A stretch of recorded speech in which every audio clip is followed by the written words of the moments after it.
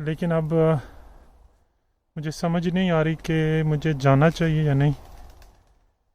तो ये बिल्कुल सामने आपको जो तना नज़र आ रहा है, इसके पीछे एक झाड़ी है। अजीब व गरीब सी, मतलब ऐसे लगता है जैसे कोई झांक के देख रहा है बार बार। और आपको शायद नहीं, इसमें रिकॉर्ड हो रही है नहीं, उसकी ना बड़ी एक हल्की सी जैसे कदमों की आवाज़ भी कभी कभी फ़ील हो रही है। तो मैं आपको सोच रहा हूँ कि मुझे जाना चाहिए कि नहीं।